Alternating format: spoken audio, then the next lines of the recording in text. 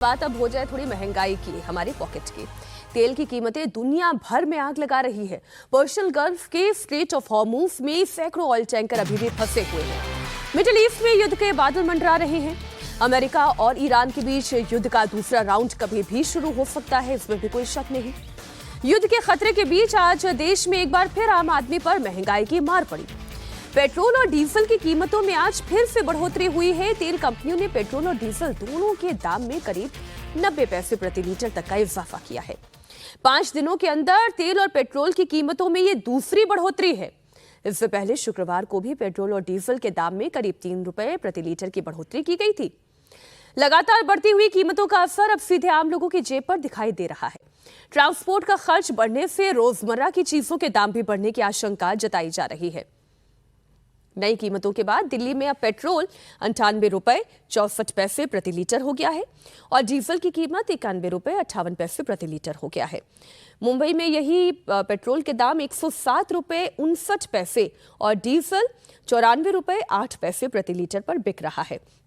और अन्य शहरों के जो दाम हैं वो इस वक्त आपके सामने हैं। कोलकाता में भी 109 पर चला गया है, चेन्नई में भी 104 पर पेट्रोल के दाम चले गए हैं। तो महंगाई आ रही है, ये दिखाई दे रही है, लेकिन धीरे धीरे करके इसका बोझ आम जनता पर डाला जा रहा है। तेल संकट के बीच अमेरिका ने एक बड़ा यू टर्न लिया है।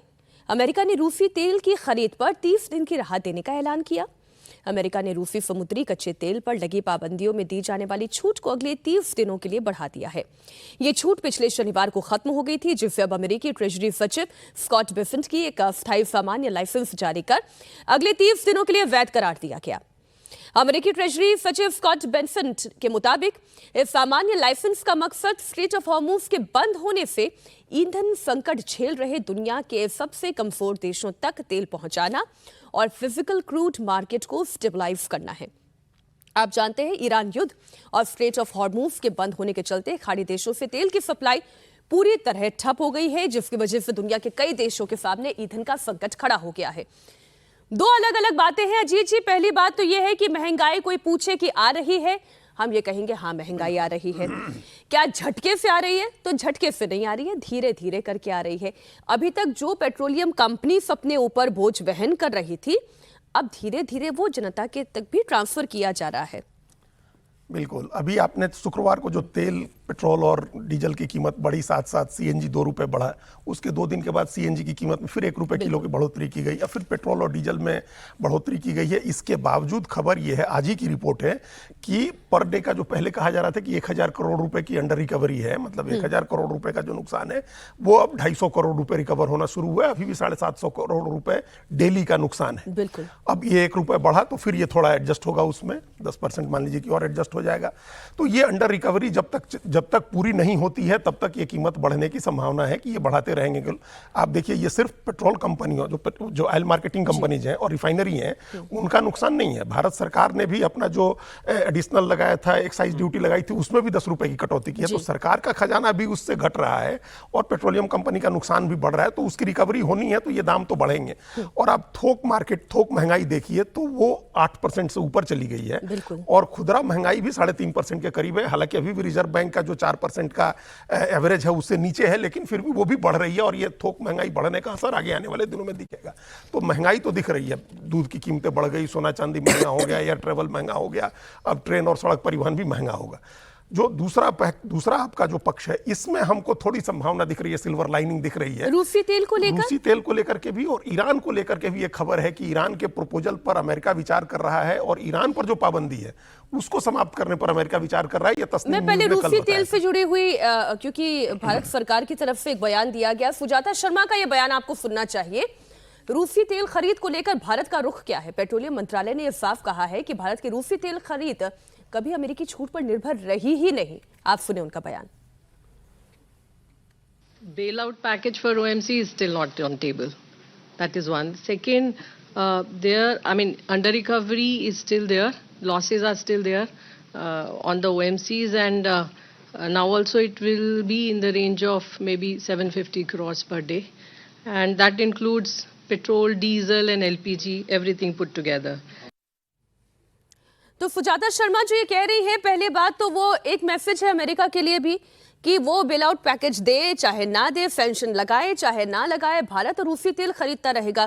फिर सर्गेई लाव्रोव की जो भारत की यात्रा थी उसे भी आपको कंसिडरेशन में रखना होगा। उन्होंने कहा था कि हमारी और भारत की दोस्ती ऐसी है कि हम निर्बाध रूप से उन तक तेल पहुंच यानी भारत तक तेल पहुंचता रहे, ये उनकी प्राथमिकता में है। इंपॉर्टेंट क्या है इस पॉइंट ऑफ टाइम में सज्जन जी, क्योंकि महंगाई तो बढ़ रही है, रूसी तेल आयात करना हमारे लिए कितना बेनिफिशियल है? बहुत ज़्यादा बेनिफिशियल है। कारण यह है कि देखिए, यूक्रेन वॉर के टाइम से भारत की लगभग 40% ऑयल की जो सप्लाई है वो क्रूड ऑयल जो है हम रशिया से ले रहे हैं। दूसरा क्या हो रहा है कि आपको बाकी देशों की तुलना में रूस से जो क्रूड ऑयल है वो सस्ता मिल रहा है, और रूस की प्रतिबद्धता भी है, उन्होंने जाहिर की है ब्रिक्स के सम्मेलन में, विदेश मंत्री ने वहां के, कि हम ये देते रहेंगे। तो पहली बात तो यह है कि आपका अभी भी, जब भारत ने डाइवर्सिफाई करना शुरू किया है सोर्सेस को, अभी भी रूस से आयात जो क्रूड ऑयल है वो 30% भारत की ऊर्जा की जरूरत को पूरा कर रही है।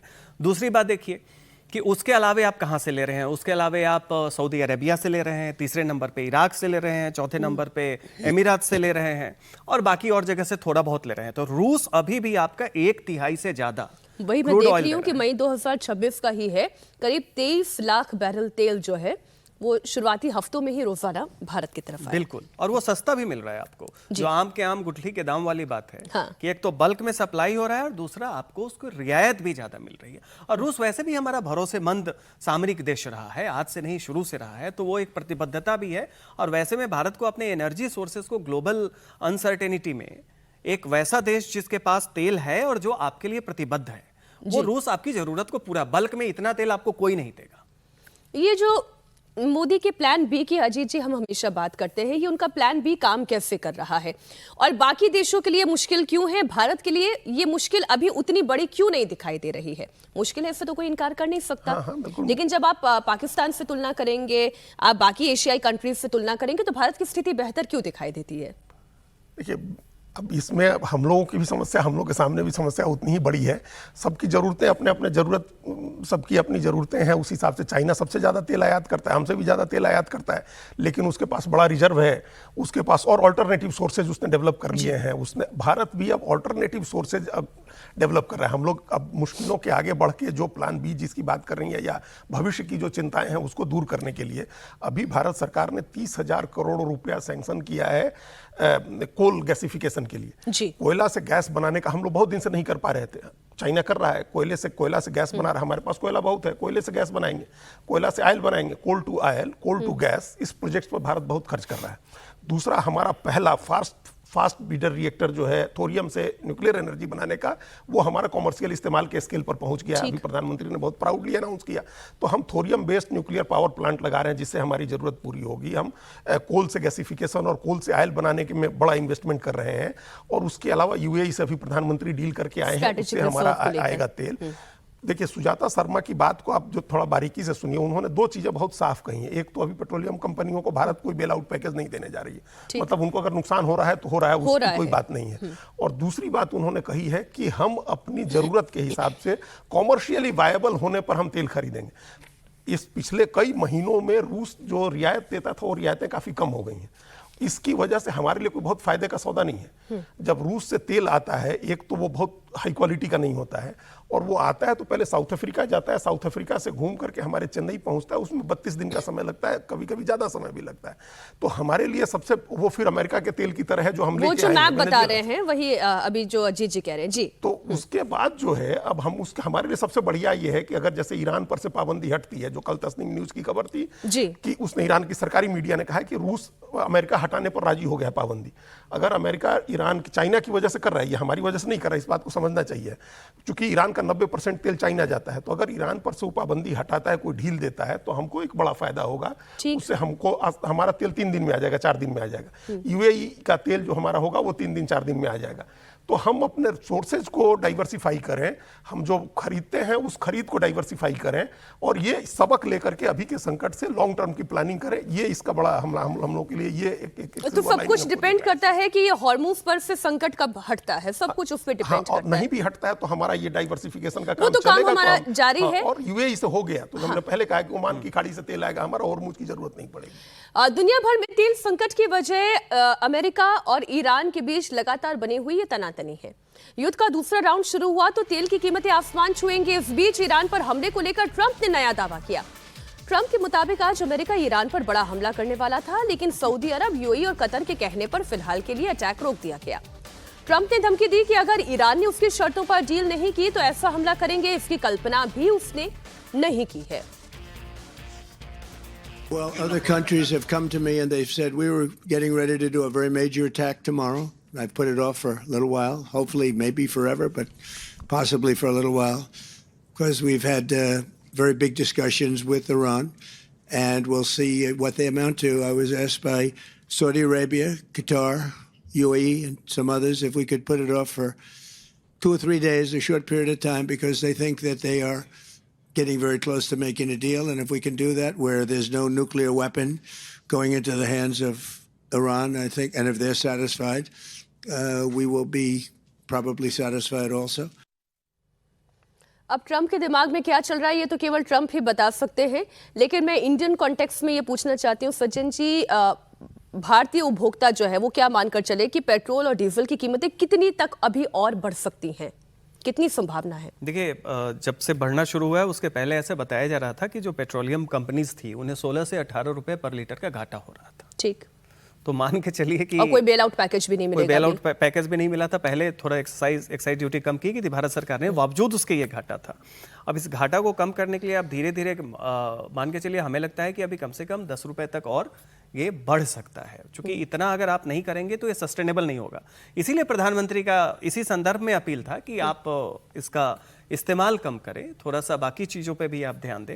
कारण ये है कि ये आपके पास बहुत ऑप्शन नहीं है, अभी ये ग्लोबल प्रॉब्लम है, तो आपको उसी हिसाब से एडजस्ट करना है। डाइवर्सिफाई वाली बात तो अजीत जी आपने कही ही। एक बहुत क्विक रिएक्शन आपका, ये ट्रंप टाइम क्यों बाय कर रहे हैं? देखिए, अब तो हो गया, अब तो अस्थायी युद्ध विराम के लिए वार्ता हो रही है। अब हमको नहीं लग रहा, हम लोग काफी दिन से बात करें कि अब युद्ध तो नए सिरे से शुरू होने की संभावना काफी कम है, अनलेस कि कोई बहुत ही ऐसा मिस्चीवियस काम वो ट्रंप करते रहे ऐसा कि वार्ता कर रहे हैं उसी बीच हमला कर देते हैं। उन्होंने वेनेजुएला में भी ऐसे ही किया था, यहाँ भी ऐसे ही किया था, अन्यथा नहीं दिख रहा है। एक तो चाइना के साथ भी उनकी बातचीत हुई है, रूस के साथ लगातार बातचीत हो रही है, ये तो ऐसे नाम ले रहे हैं इन देशों के, और इन देशों ने एक अलग दबाव बनाया है। जो हम एक दिन और यहाँ चर्चा करें कि असली चर्निंग जो है वो खाड़ी देशों में हो रही है, जो अमेरिका की सिक्योरिटी गारंटी को गारंटी की तरह नहीं ले रहे हैं। उनको लग रहा है कि हम तो टूल की तरह यूज कर रहे हैं अमेरिका। फिर अगर वो केस बेस पर करने लगे अमेरिका के साथ अपने रिश्तों को, तो अमेरिका के लिए बड़ी समस्या हो जाएगी। अब देखते हैं डील क्या होती है, क्या बातचीत होती है। बात नीट पेपर लीक केस की बात कर ले। नीट पेपर लीक मामले में सीबीआई ने ताबड़तोड़ एक्शन किया है। महाराष्ट्र के लातूर से 10वीं गिरफ्तारी हुई है। रेणुकाई केमिस्ट्री क्लासेस के डायरेक्टर शिवराज रघुनाथ मुटगांवकर को सीबीआई ने अरेस्ट किया है। 4 दिनों तक लगातार पूछताछ के बाद सीबीआई ने कोचिंग के मालिक को पकड़ा, कोर्ट में पेश किया गया। 9 दिन के रिमांड को लेकर आगे की तफ्तीश भी जारी है। महाराष्ट्र से ये 5वीं गिरफ्तारी है। तफ्तीश में सामने आई रिपोर्ट्स के मुताबिक आरसीसी कोचिंग सेंटर का 100 करोड़ रुपए का टर्नओवर है। सीबीआई का आरोप यह है कि मुटगांवकर ने सेंटर में नीट कैंडिडेट समेत कई लोगों को हाथ से लिखे हुए लीक नोट उपलब्ध करवाए। एग्जाम के बाद नोट्स को नष्ट किया गया। नीट पेपर लीक मामले में संसद की स्टैंडिंग कमेटी भी गंभीर हो गई है।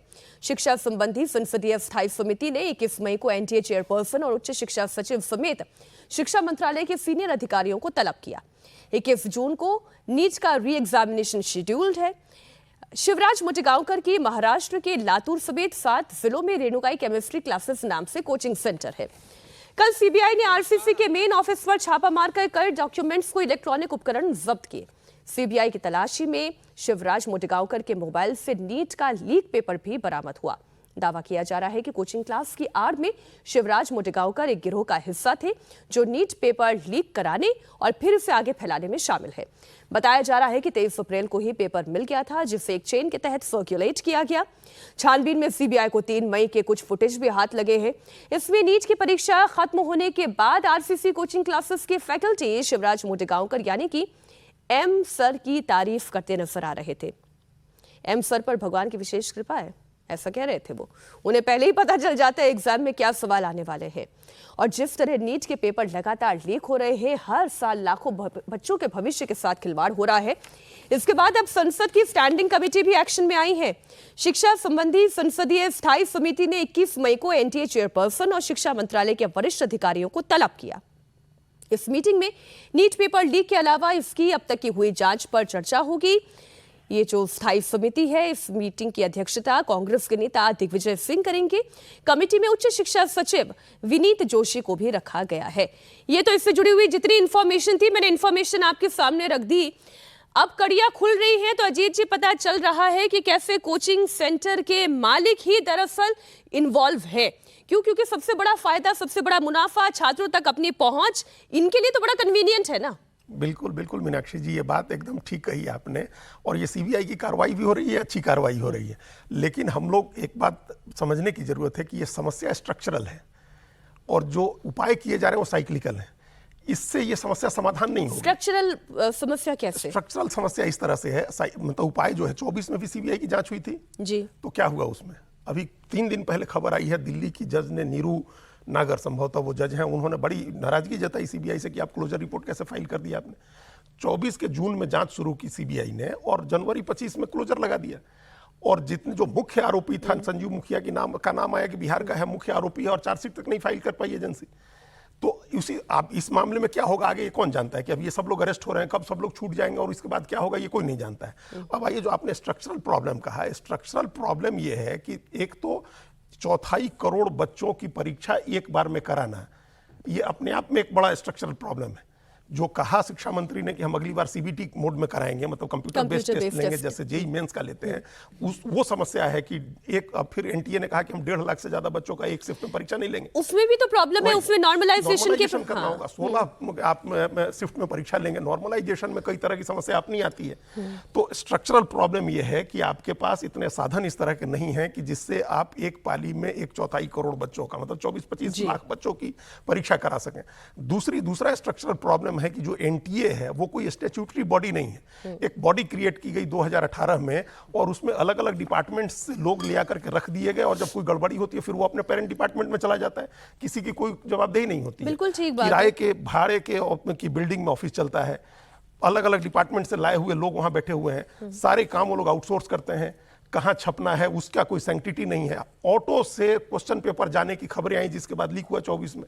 तो ये स्ट्रक्चरल प्रॉब्लम है। दूसरा एक और प्रॉब्लम है कि आप, ये तो पेपर लीक होना एक समस्या है, यहाँ वो क्या नाम उसको बोलते हैं, सेंटर मैनेज किए जाते हैं। 24 के एग्जाम में सब आदमी, ये अभी कुछ दिन पहले ही नीट पेपर मामले में ही जो पिछली बार विसल ब्लोवर रहे थे अभिनव जैन, तो अभिनव सर यही बता रहे थे, कहा कि अगर हाइब्रिड मोड पर चले जाते हैं कि आपका क्वेश्चन पेपर तो आपके सिस्टम पर आए जिससे कि लीक होने की संभावना खत्म हो जाए, लेकिन आंसर आपका जो है वो आपका कंप्यूटर बेस्ड ना होकर आपका हैंड रिटन हो। ये अपने आप में कंटेस्टेड आइडिया है।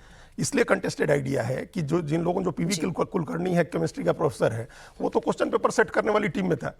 अगर क्वेश्चन सेट करने वाला क्वेश्चन लीक करेगा तो आप सीबीटी पर ले आइए, कंप्यूटर पर ले आइए, हाथ से दीजिए, क्या फर्क पड़ता है? तो सर मूल समस्या तो फिर आप ये कह रहे हैं कि समस्या न्यूनतम इंटीग्रिटी की है, मिनिमम इंटीग्रिटी की है, न्यूनतम ईमानदारी की है। और जिसको भ्रष्टाचार का मौका मिलेगा वो तो करेगा। नहीं, देखिए इसमें बिल्कुल सही बात है। इसमें 2 चीजें हैं कि एक तो आप एनटीए को ओवरहॉल करें, उसके जो मेंबर्स हैं और वो जिन लोगों को आउटसोर्स करते हैं उनकी बैकग्राउंड इंक्वायरी बहुत ही स्ट्रिक्ट वे में होनी चाहिए।